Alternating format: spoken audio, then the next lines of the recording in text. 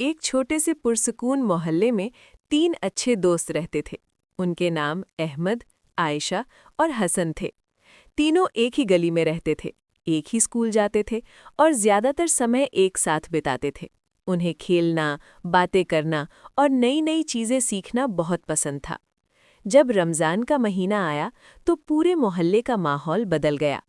شام کے سمے گلیوں میں خاموشی اور سکون ہوتا، گھروں سے قرآن کی تلاوت کی آوازیں آتی اور ہر طرف عبادت کا خوبصورت ماحول نظر آتا۔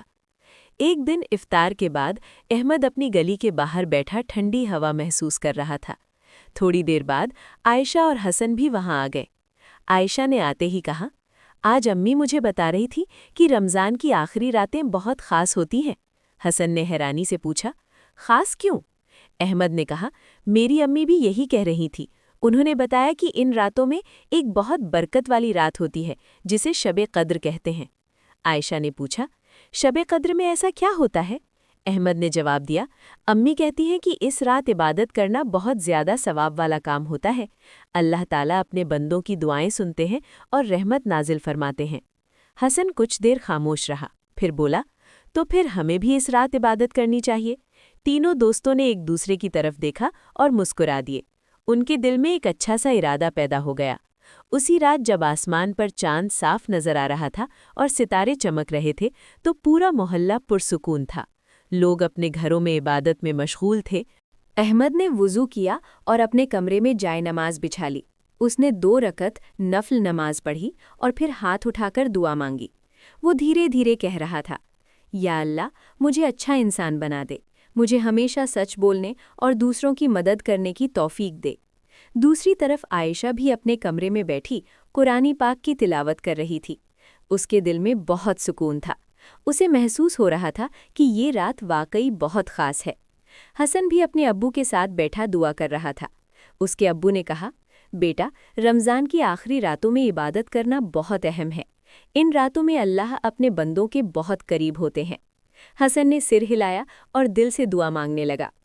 اگلے دن جب تینوں دوست پھر سے گلی میں ملے تو احمد نے خوشی سے کہا، کل رات عبادت کر کے مجھے بہت سکون ملا۔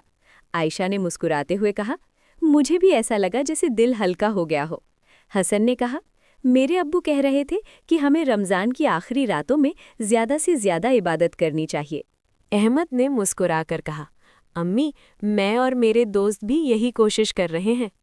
اسی طرح عائشہ کی امی نے بھی اسے سمجھایا کہ اللہ کو یاد کرنا اور دعا مانگنا بہت خوبصورت عمل ہے۔ حسن کے ابو نے بھی اسے بتایا کہ جو انسان دل سے دعا مانگتا ہے، اللہ اس کی بات ضرور سنتے ہیں۔ ان باتوں نے تینوں دوستوں کے دل میں عبادت کی محبت اور بڑھا دی۔ ایک رات جب وہ پھر سے ملے تو احمد نے کہا، مجھے لگتا ہے کہ عبادت کرنے سے دل بہت خوش ہو جاتا ہے۔ عائشہ نے کہا، ہاں، جیسے دل میں روشنی سی آ جاتی ہے۔ حسن نے مسکرا کر کہا، شاید اسی لیے ان راتوں کو اتنی اہمیت دی گئی ہے۔ اس رات تینوں نے مل کر دعا مانگی۔